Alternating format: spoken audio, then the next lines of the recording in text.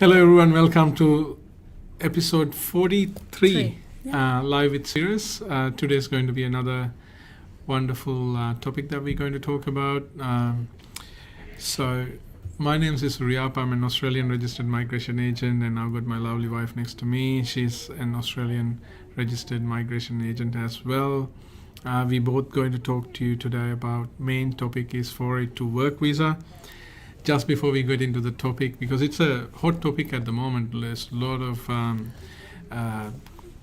inquiries and clients who's talking about sponsoring employees to have long-term commitment from the employees, as well as there is a big labor shortage, to my understanding, every day in Australia these days, with quite a few subjects.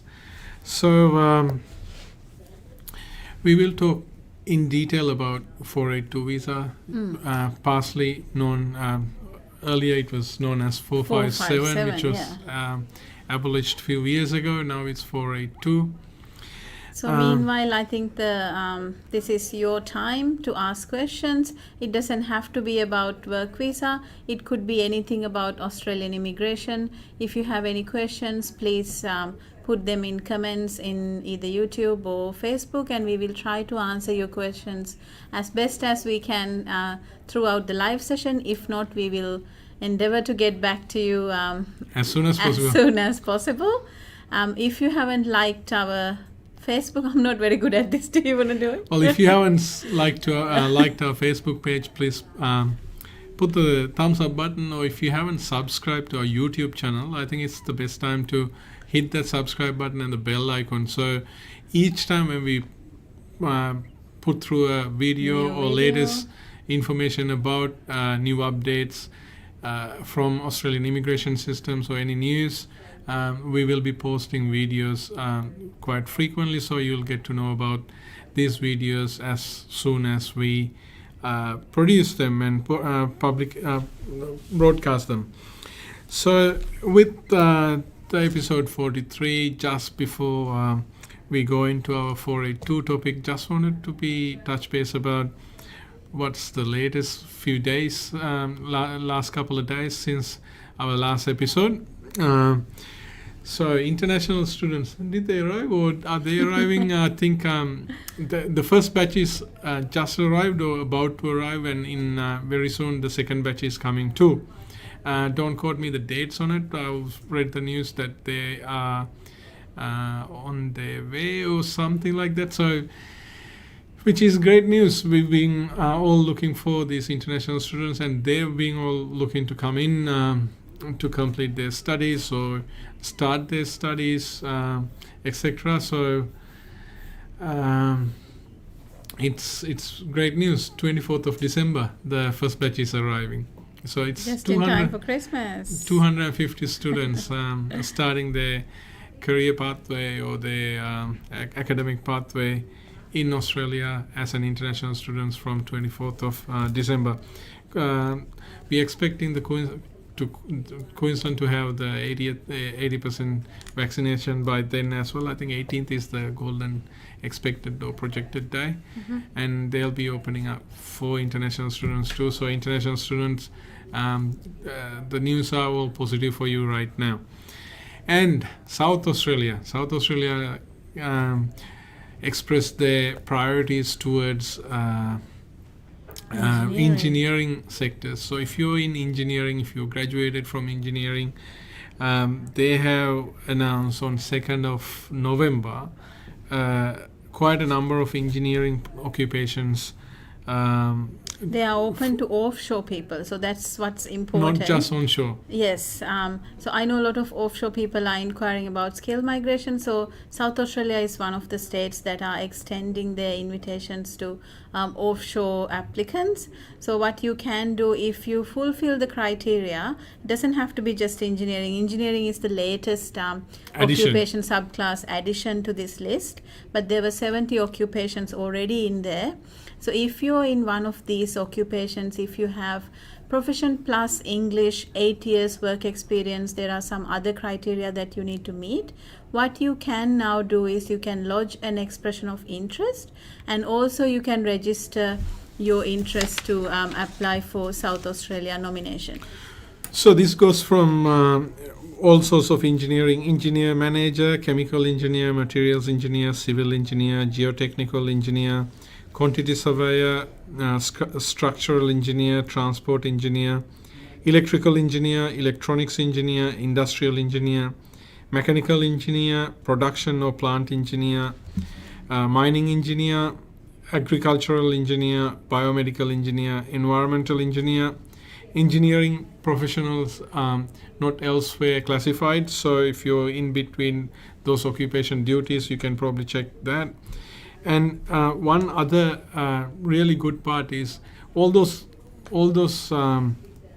subjects needed, the occupations needed a Bachelor of Engineering, but these occupations that I'm about to discuss, they do not require a bachelor's degree behind them. You only need a diploma or an advanced diploma depending on the course delivery.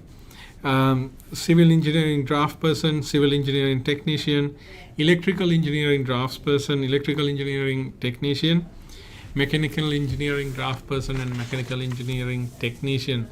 These are quite highly demanded courses right now as well, purely for the fact that you can complete your course and get a skills assessment without going through 1 year of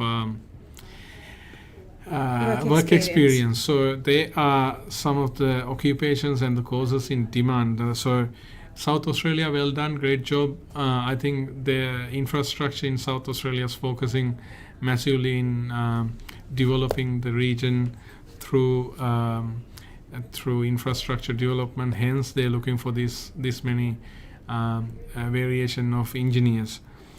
So today's topic, let's get to 482.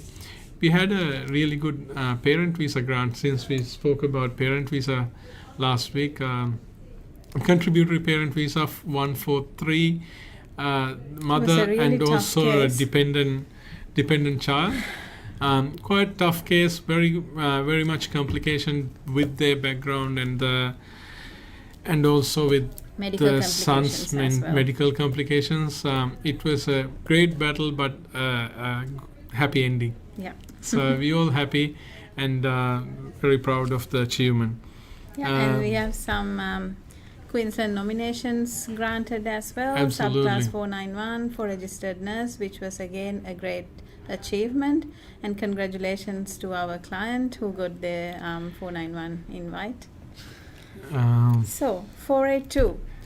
I think we've done many videos of 482 about the general requirements and what you need as an applicant, what you need as an employer. I thought today we will just go down one more level and look deeper into what actually involves in this each of the step and what it means. So this is important for both the employer and also the employee. So this is, as we discussed in a lot of earlier ones, 482 or employee-nominated visas are not concerned about what are the points the applicant's carrying, or there's no other expectations. The main requirements for this one is to age doesn't really matter actually, because it's 482. You need to have sufficient education background or work experience for the occupation, and then minimum of 2 years work experience. So, and the English level is either the requirement from your occupation. Some certain occupations like medical sector, nurses, they're required to have academic IELTS 7, whereas if you're a chef or cook, the general requirement is IELTS, the functional English, whether it's through IELTS or PTE, doesn't matter. And the major thing is your occupation. So this is important for the applicants as well, the employers as well. So whoever your the candidate is, the candidate has to be in one of the occupation lists. The major occupation lists are Mario, you wanna bring up the major occupation list are short-term skill occupation list, medium to long-term skill shortage list, and then with those qualifications with your English and also the academic or work experience, you can, as long as you have an employer who's willing to sponsor you, you can then apply for the 482 visa. Normally, short-term skill occupation list, you get a 2-year work permit or a 2-year visa. Medium to long term, you can go up to 4 years, and medium to long term, if you complete 3 years of work experience, you can go to the permanent residency pathway, or short term skill occupation list. In metropolitan areas, you do not actually have a PR pathway, so you can continue to work, but there's no permanent residency pathway.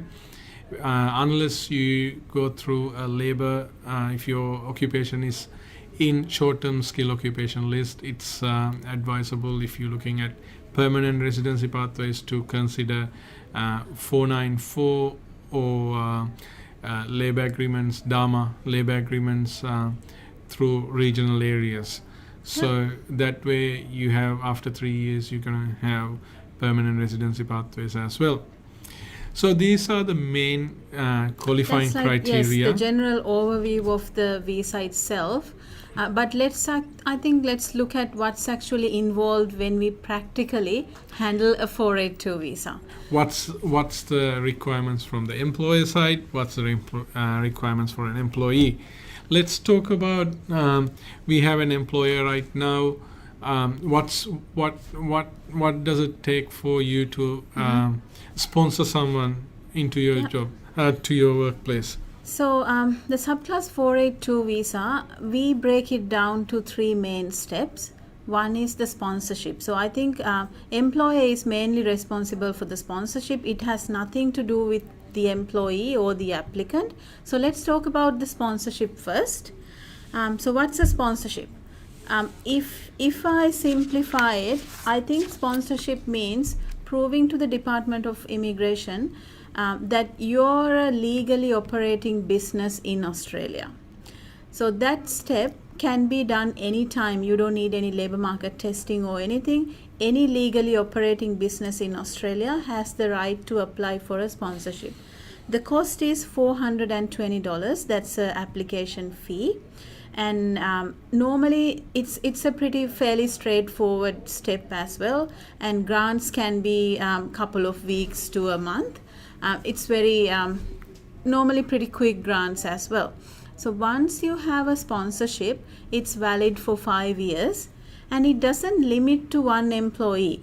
So if you have or one occupation, if a business has a standard business sponsorship, that business is pretty much eligible to nominate different employees, and they can do that for the next 5 years as long as they have a approved sponsorship.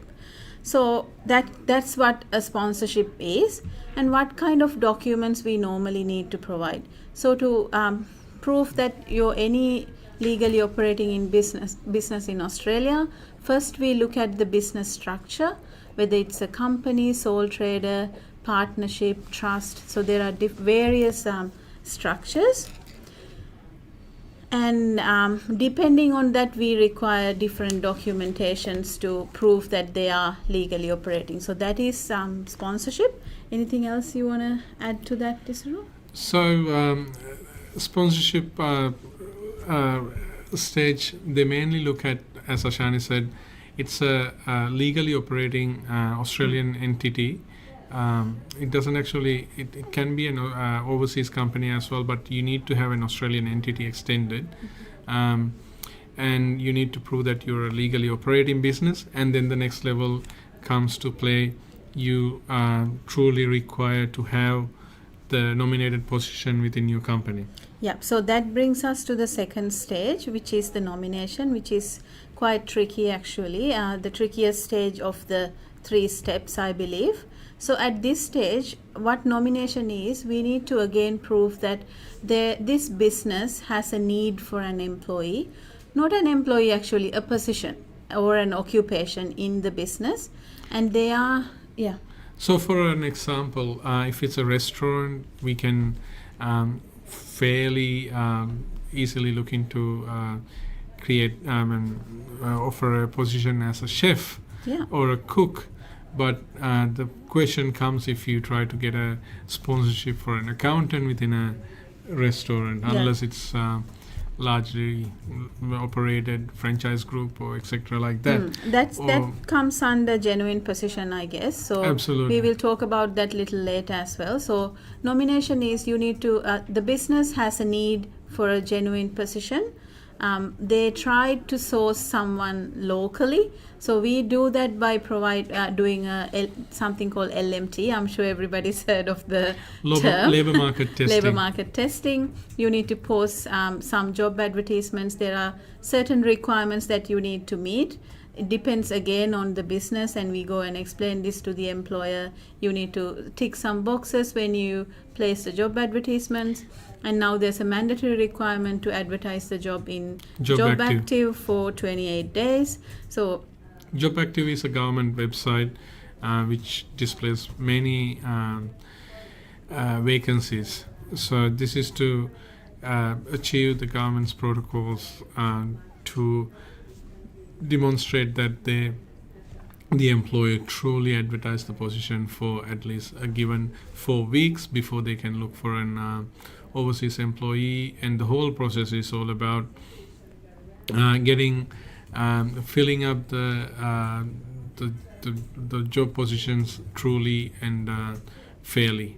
yeah, and we need to prove that, by going through this process that they tried to find someone locally and they couldn't. That's why they are offering this position to someone from offshore, from a different country, or someone who's here on a different visa. Yeah. And then they need to offer this nominating employee a salary, a job contract with a pay. And this pay, then again, there are some criteria that they need to meet. One is called AMSR, which is annual market salary rate. For example, if it's a software engineer, there's a normal market rate that's going for depending on their work experience and qualification. So you have to make sure that you offer them this rate at least. That means you're not undermining because it's foreign labor. That's why you need to pay them fairly. So that you need to make sure it's annual market salary rate. And also that rate must be over the TISMIT, which is temporary skill migration income threshold. Right now it's sitting at 53,900, so it must be higher than that. And also it has to be a fair wage for this person.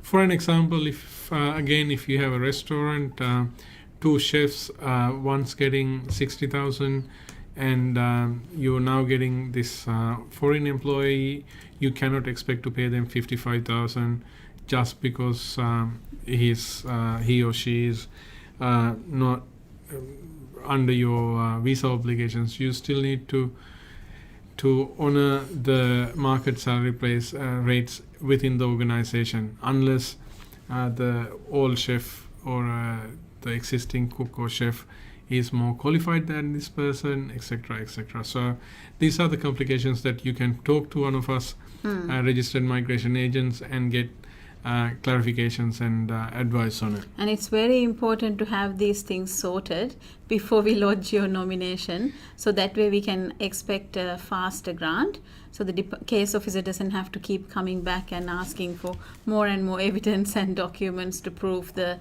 obvious things. So that's TISMIT, annual market salary. And also a lot of people ask, what are the employer's obligations? So do you want to talk about it? Employees required to employers required to pay the TISMIT, and also they're required to pay a levy called what is it called? SAF levy. SAF levy, Skill Australia Fund levy. Yeah. So depending on whether you're going through 482 or 186, it varies, and also the employer's turnover comes to play here. So because we're talking about 482, let's talk about employers' obligations. Normally, if the employer's turnover is less than 10 million, normally it's $1,200 a year. So if you're getting someone for 2 years, it's only 2,400, which is 100% tax deductible. If you're getting someone for 4 years, that's 4,800 under SAF, whereas 186 it goes to 3,000 and 5,000. As I said, don't get confused.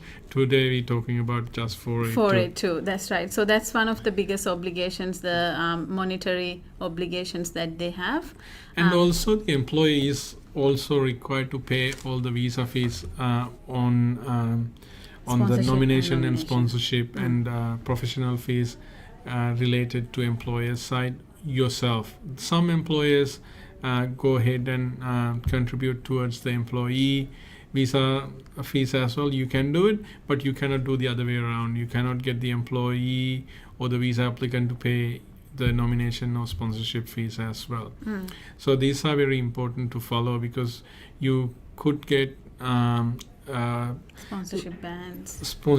You could get audits along the way, and these technical, very minor things that you don't follow up can cause you sponsorship bans and troubles later down the track. The good thing about this whole exercise for employers is that long-term obligations that you're getting from your employee. So with the employees, you cannot work for anyone else other than your employer. The main applicant has to work only for the employer who sponsor them. So that way the employer can rest assured for the period of time that you are sponsoring this person is going to be there for you, for your business. Again, I know it's legal to have verbal employment contracts and the agreements, etc. But in this exercise, when you're sponsoring an employee from offshore, you're required to have a written employment contract that indicates the salaries and also the conditions related.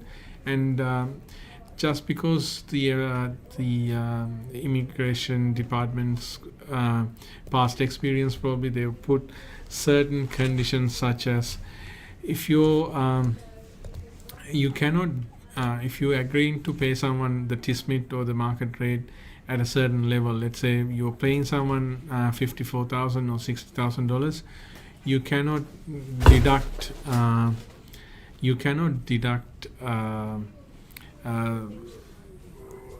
accommodation fees or any other fees out of it as well. That's right. So TISMIT does not, it can't include any non-monetary things like cars that the employers give you or the accommodation. So when you say 53,900, if they're only paying you 53,900, it must be coming into your bank account. They can't deduct, saying $500 a week, saying we are giving you accommodation. They can include those things on top of it. That's right. So one other thing that I've experienced with my past clients as well, we are corporate migration agents for certain hotels and motels regionally and around the place. At times when you go into certain regional area, especially my experience with resorts or mines, what happens is the employer gives you accommodation. Maybe you pay for it, maybe because they don't know, they used to deduct the money from you. So it is legal. I mean, obviously you're going to need, as a candidate, you're going to need accommodation. If you decided to stay in employers' premises in the resort or anything like that, obviously if I was there, I would do it as well. Then the requirement for you is to get the agreed amount paid into your account, and then you can pay them back the accommodation fees to whatever the company. But you cannot have your accommodation fees deducted. So sometimes to ease the number of transactions between the employer and the employee or the employer's accountant, they just do one transaction, just deduct it from the pay slips or whatever and pay the difference. You cannot do that. So that sort of technicalities come into play, which could bite you back or harm you down the track, and employer and employee could get into trouble. Other than that, this is a simple process, not as complicated as it sounds, but it's got great benefits if you follow it the right way to employer as well as the employee. Yep, I think that's it with the nomination. I hope now you understand what a sponsorship is and what involves in the process briefly, and also what a nomination is and what involves in that process.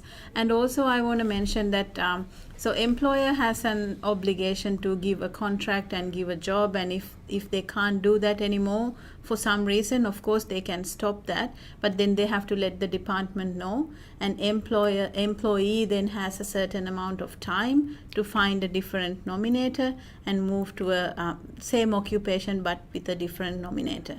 So if the employer, if you're currently worrying about, I'm hiring someone for 2 years or 4 years and it's a long commitment, what if the business goes down or slows down, and this is a long-term commitment, how can I sort this problem? So there is no such issues like that. You just have to ask. It just comes down to your agreement, how to terminate, etc. It's as simple as terminating normal local regular employee. It comes down to employee-employer contract, but the only additional step that you have to take is you have to notify the immigration. Or normally with our corporate clients, we do it on behalf of them, so they don't even have to do that part. And also one other thing that we might have not touched base, when you with at the nomination level, for you to demonstrate that you require a certain position, we may have to in most of the cases we draw up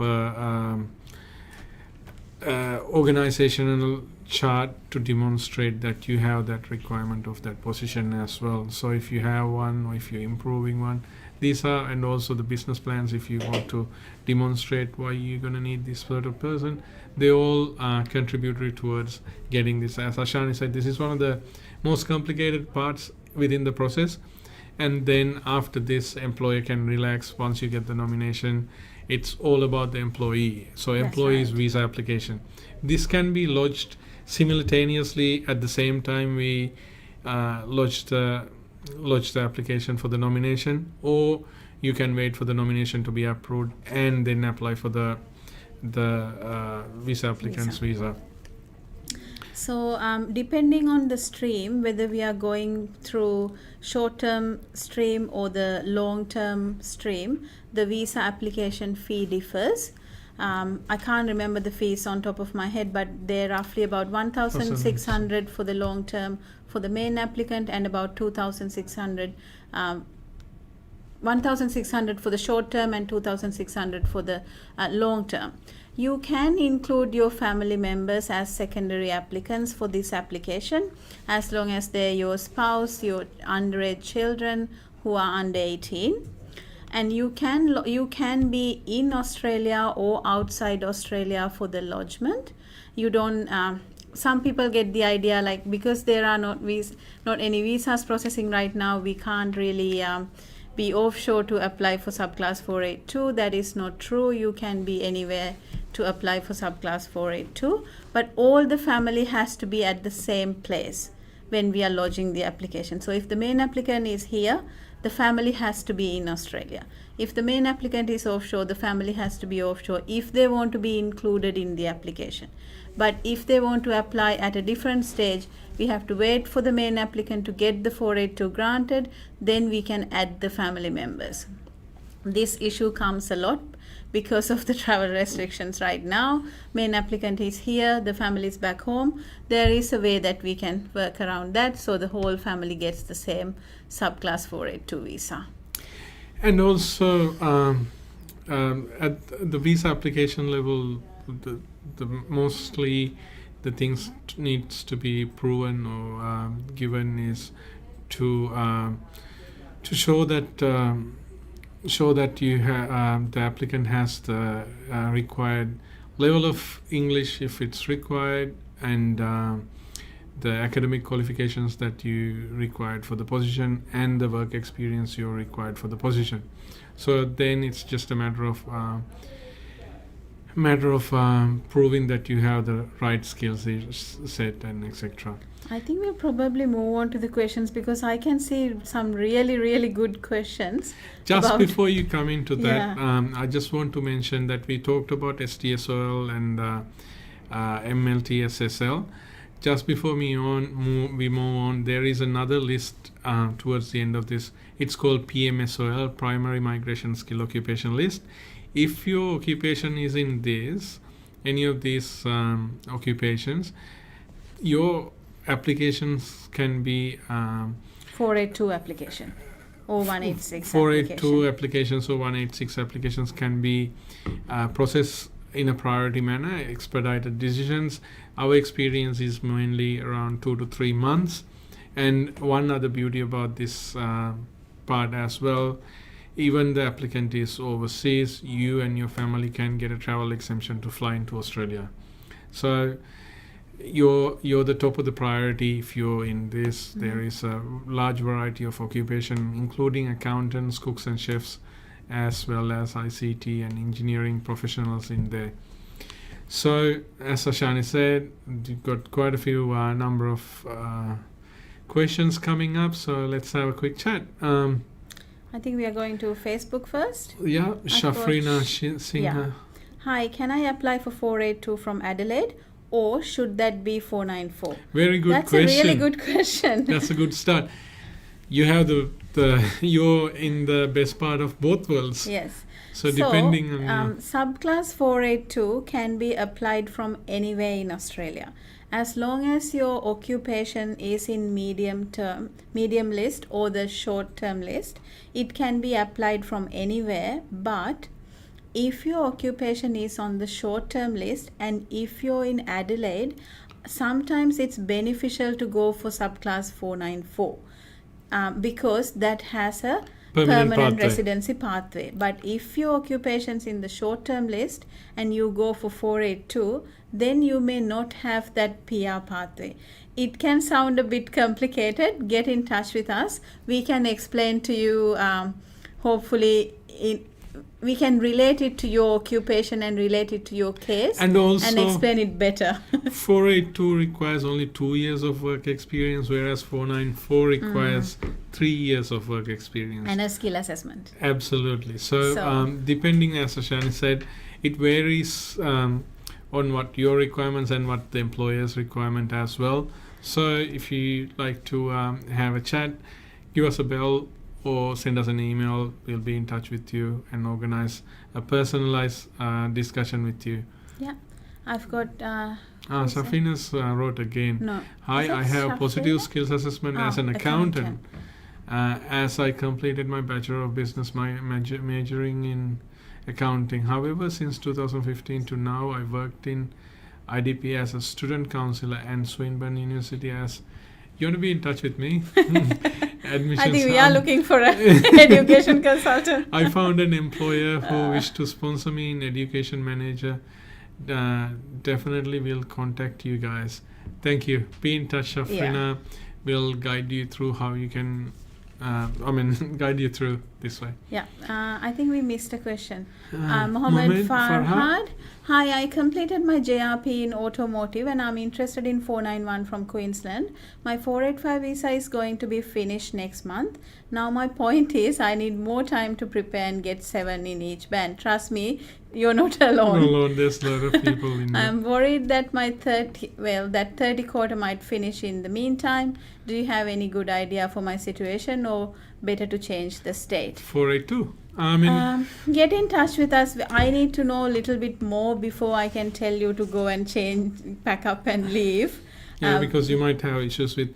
That's And one right. other thing, moment while we're talking, I understand you only just completed your JRP, so you got 1 year of experience here.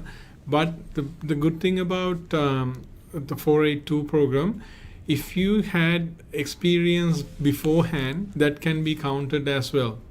Yeah. So you may have some options. If your 485 is coming to an end, there may be the 408 or some other option, 407, 482, and we can still look into Queensland as a state for 491, or you may even have enough points if you can quickly get 7 in each band. Get in touch with us. We or will. else there might be other states that might give you other options as well. But That's right. If you have a good employer, you might have much more options. Yeah, and keep going down, Mario. Thank you. I've got Pulkit Varma saying it generally takes 8 to 10 weeks for skill assessment in ACS. Can Yeah. I know, do they completely take 8 weeks, or can I get it in 4 to 5 weeks? It really varies, Phuket. Yeah. Sometimes 4 to 5 weeks we get it, but we cannot put that as a benchmark because average it can be. My experience But is if your everything- visa is expiring, You can talk ACS to the- will expedite the skill assessment. Yeah, But it has if to be it's only expiring 2 soon. weeks left or whatever. Yeah. You can request, but my average experience is 6 to 8 weeks. Yeah, and also Pulkit's asking how long before his TI expire he can apply for 408. If you're working in critical sector, you can apply for 408 anytime. If you're not working in a critical sector, then it's within 28 days. So you have to wait until it's time, when it's within 28 days, then you can lodge a 408 to get more time. I've got someone new. That's a good question. Skills level 1 and 2. New Uzi. May I So the please difference- ask the difference between skill level 1 and skill level 2? So skill level 1 mostly you required to have at least bachelor's degree or higher, or 5 years work experience in relevant occupation. Whereas skill level 2 you only required associate degree or an advanced diploma, Or a diploma. or a diploma depending on the category. So that's the main variation between those two. Joman's asking, can I apply for BVB to travel from India for my 485 visa? I'm stuck in India for the past 1 year. Unfortunately, no, you have to be in Australia to apply for a bridging visa. So you can't do that. You'll have to wait until the borders open. I've got Sahani asking, hello, I'm asking this on behalf of my cousin. He's hoping to migrate to Australia through skill migration as a chef, but there's some complications in his case. He has almost 10 years experience and basic qualifications. His English is not that good, but the major problem is he stayed in US for almost 3 years under a crew visa and returned from US 3 years ago. Will that be a problem when he's applying for Australian skill migration? Can I get a consultation session with you guys? I think it's better to get a consultation. Please get in touch with us. Send us an email, Sahani, to admin@sirus.com.au. We will give you a consultation and discuss this in detail. We may have some options for him. I'm really excited today. We talk about many when we do other episodes. We talk about visa options and talk about certain subjects. But then again, we're getting questions about Different 189s yeah. and 190s, etc. Today, everyone's asking really good questions, and Relevant they're all questions, relevant to yes. 482 and related. Yeah. Very good. Thanks, guys. Good to have you all here. Bikram saying, having positive skill assessment with 2.5 years experience, assessed as restaurant manager, and PT score 80, which visa am I eligible? 482 or 494? Restaurant 482, manager is in ROL or ROL and STSOL. The only thing, Bikram, you're not there for 494 yet. You need a half a year experience on top of 2.5 years while you're studying or after you completed your studies. So once you get 3 years experience, you can try 494. Until then, 482 is your option. Yeah, if you have a positive skill assessment and 3 years work experience, 494. Right now, you're eligible for 482.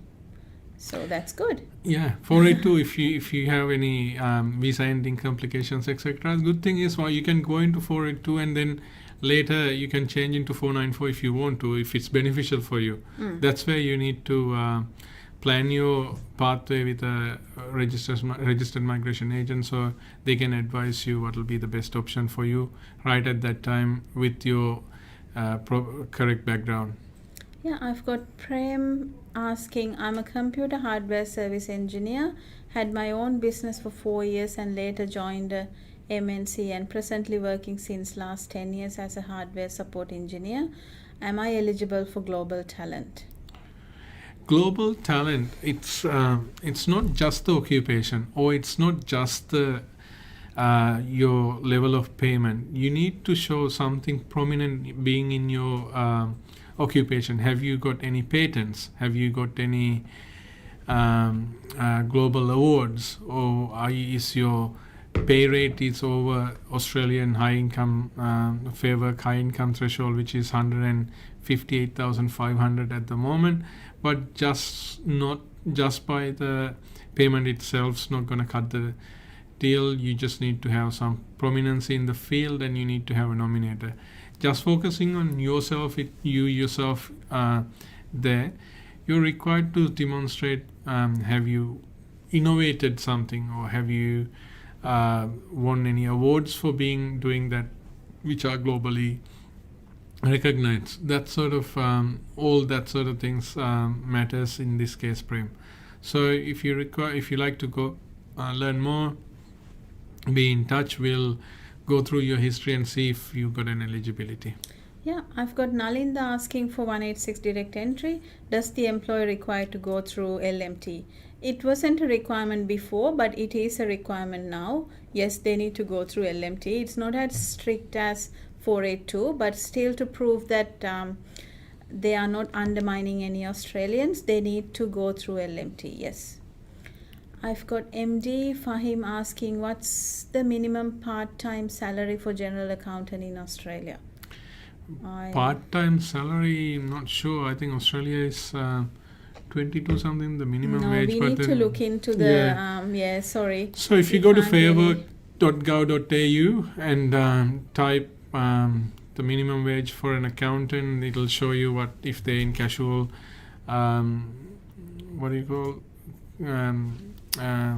award rates, casual right? award rate, or and depending part-time on your or experience and level as well, so it's a bit complicated guideline there. Yeah.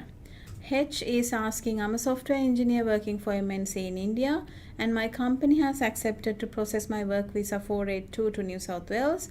Internal approvals are in process.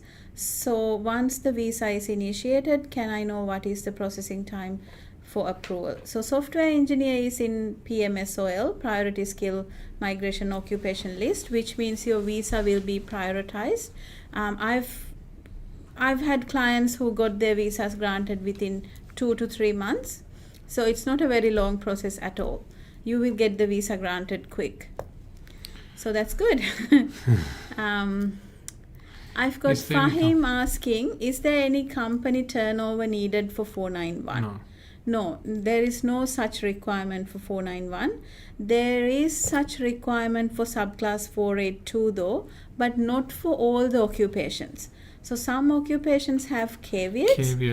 In that case, there are some turnover and other requirements, but that's not for all the occupations. Really good example is accountant. Accountants, if you go through 482, then you have a caveat. The company has to demonstrate that the turnover is $1 million and you need to have at least 5 Australian employees, and also you need to have a bookkeeper looking after bookkeeping job, and the accountant only does the accounting part. Whereas the same occupation, if you apply in the regional area under 494, there is no caveat in place, so the company turnover can be $1 million, and then there is no requirement of having 5 other employees in the company. So yeah, good question. But I've got Video Pro, hey, is how are you? asking what is the current situation of visas Welcome processing back, Video Pro. 190 offshore. Not very good, but hopefully it will be better, and more states will start extending invitations to offshore people. Well, Tasmania started. Look what's happening with South Australia. They're bombasting it. They gave 70 occupations, and now they expand it with I don't know how many occupations in there. On 2nd of November, they gave lots of engineering disciplines in there too. Yeah, and I've got Bharat and Vic Anushka, hi. Mansep asking the same question. They're asking the processing time for subclass 482 if it's not on the PMSOL. It's about 6 to 7 months, roughly. Yeah, I was about to say 8 months, then I'll go with Ashani's flow.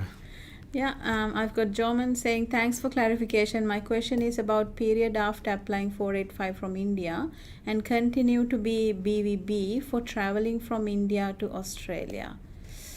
I don't understand the question, Joman.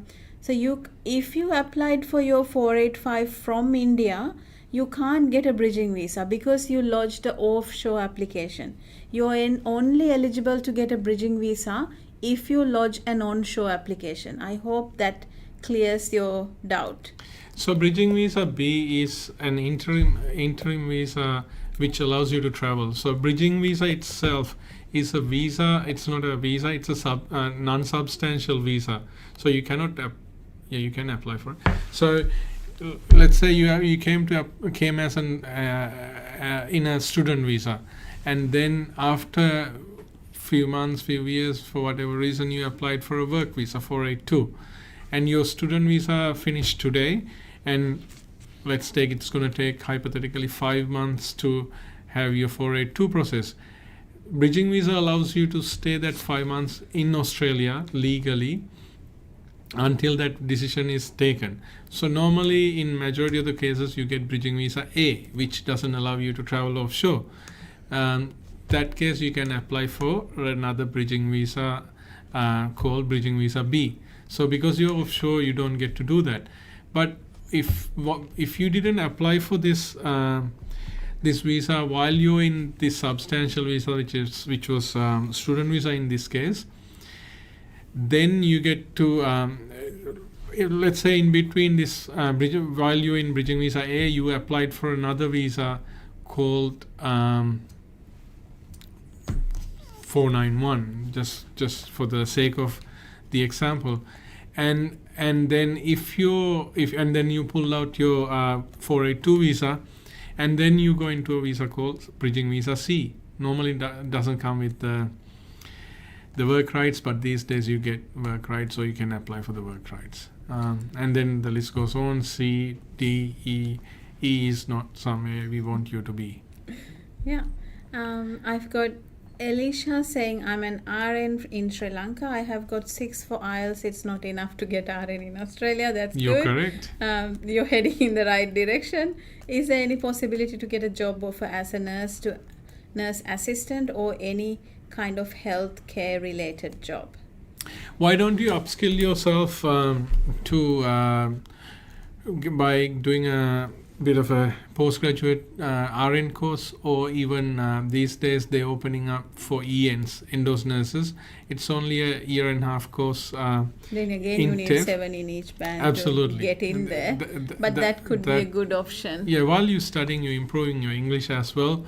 Yeah, get in there as well too. 7 each to get in there. Sorry, you're a bit trapped there with the English. I know with nursing there are a lot of protocols you need to follow because your job is a highly regarded priority job, because you need to understand the patience. Yeah, I think there are a couple of more questions that we'll quickly get through. I've got Nipunas asking, what is the minimum salary requirement for 186? I have 3 years experience as IT programmer. So the minimum salary is the TISMET I told you earlier, which is 53,900. But also we have to make sure it's a justifiable salary. So for normally IT programmer, 80 to 90,000. that's right, has to be a practical salary. I've got Wasim asking, hi, I am 482 TSS applying in March 2020, medical done, SBS approved, waiting for grant. Please guide me right now. What should I do? From 2020 March, you're waiting for your 482. That's a very long time. Get in touch with your migration agent and ask them to follow up. It's a very long time to wait for a 482. Nipuna saying, at the moment I am in TR. So Nipuna, get in touch with us. If you have an employer, looks like you do have an employer and maybe there is a possibility to get a 186. I'm more than happy to give a free consultation to talk about this and guide you in the right direction. Anushka's got a question that you like. I have done bachelor's degree in social work in 2018. From overseas, came to Australia in the same year. I don't have working experience, but I'm in the process of being a member of AASW. If I become a member, am I eligible to apply for 190 visa? So you need to get a skill assessment. That is number one. And depending on the state, most states want you to have work experience. And also AASW would also tell you for you to get the skills assessment. If it's not a non-accredited place that you've done the degree from, which is most likely because you've done it for overseas, then you will have to demonstrate 2 years of work experience to get your skills assessment.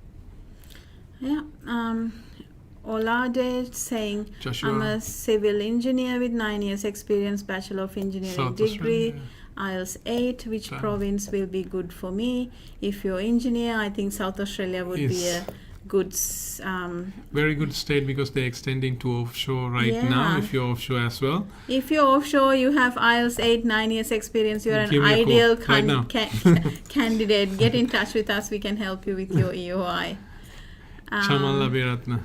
What about 476 visa? It's a great visa for engineering graduates. We have helped many applicants. Looks like you're from Sri Lanka as well. So 476 is more like 485, which when you study in Australia for a certain amount of time, certain qualification within the requirements, after the qualification you can go to this visa called 485. It's a temporary residence visa.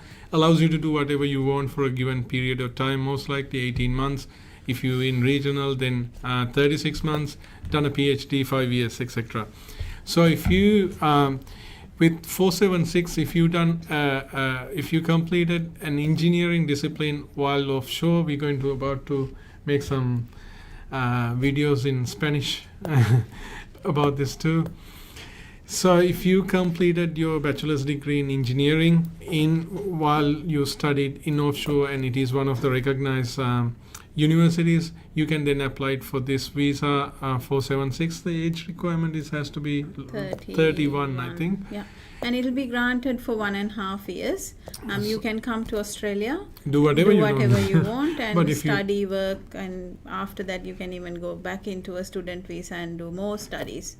If you follow the right pathway, then you can also get into the permanent residency pathway. It looks like the infrastructure projection in Australia is quite well. We can see almost all the states gearing up for a big go in next coming years in infrastructure, which creates a lot of engineering occupations and requirement for a lot of engineering requirements. Hence, these state projections coming right now. So I was listening to ABC the other day. They were talking really highly about infrastructure programs coming up, and also the requirements and the shortages for engineers. So engineers, this is a very good opportunity. 476 visa is a very good opportunity for you to come and explore Australia for 18 months and then looking to get into a pathway. I've got Stephen Smart saying, I have cleaning business. Could I sponsor my brother and sister to work for me? They are already in Australia on temporary activity 408. So there's a bit of a complication when sponsoring family members about the genuine need and the genuine position. As long as you can demonstrate that it is genuine, it's not that you're creating this position because you want to bring your brother and sister, it could still work, but it is going to be a complicated process, but not impossible. Yeah, but I understand, depending on the structure and the density of the business, you might require other positions like sales and marketing managers and contract administrators and accountants, depending on how large your company is. But again, it goes back down to your turnovers and how large your company is. So, yeah, I've got Video Pros saying, thank you. I've got the invitation from New South Wales. Congratulations. I'm so happy for you. Yeah, and visa application submitted 19 months ago. Still a case office, no case officer is allocated. How long should I wait? Please advise me. Send them a really, really nice email. Follow up on it and see what's happening. I think 19 months is a good time to wait. Yeah, you should be nearly there. Yeah. It's just the restrictions and the priorities would have gone towards other things. But you will probably get an invitation. The visa soon. Yeah. I think that's all the questions we have. We've answered. Yeah, we've already answered those questions. Thanks for the clarification. It's about period after applying 485 from India and continue to be in BVP for traveling from India to Australia. Yeah, we answered that question earlier. I've got another question. I have a diploma in radiology with 4 years experience. Will I be able to get a job in Australia, or will I have to get bachelor's degree in radiology to work in Australia? Depending on the occupation. So if your occupation requires a bachelor's degree in Australia, then you need to have a bachelor's degree. Yeah. So Jorman's messaging us again. Jorman, as I said earlier, I'm not too sure about your question. If you could please email us admin@sirus.com.au exactly what's happening. So what I said earlier is, if you lodge your 485 when you're in India, you can't get a bridging visa. So tell me, where did you lodge your 485? In India or in Australia? Sorry, we're just waiting for German. Or else, German, maybe write to us or talk to us so we can have a chat. Because otherwise, or you can replay the video. Yeah, okay. Thank you so much.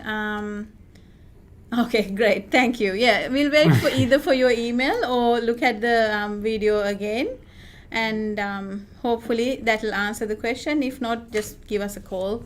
Happy to talk to you. Chamal, 476 visas are processing, but 476 grants cannot, you can't arrive until now because of the border restrictions.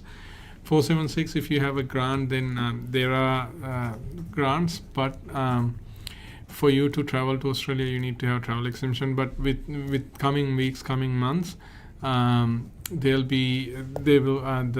if you have a visa, then you will be able to travel into Australia as well. All right, guys, thank you so much for listening. It's been a lovely day. Thank you so much for the great questions. I really enjoyed the session today. Hopefully, as we already knew, this is a very hot topic. Everyone's interested. There's so much demand. We get many calls this week. That's right, and we are handling way too many 482s and 186s these days. So if you need our help, get in touch with us. We do MOLA as well. Talking about 482s, 186s, not many people talk about DAMAs, and we right now doing an interesting application for a MOLA. What's MOLA? MOLA is Minister of Religion Labour Agreement. So it's another pathway to go into going through 482 or 494. Where your occupation is not in the list. This is another big topic that we are... I think that we need a full day to talk about that, so I'm not going to say anything. If you're a religious minister or a monk or a 1 minute pastor, left. I think there'll be a good opportunity through that way too. So thank you for joining us. Have a wonderful week and stay safe, and looking forward to meet all the new guests coming from offshore. Until we see you next week, take care of yourself and your family. Oh, God bless you all.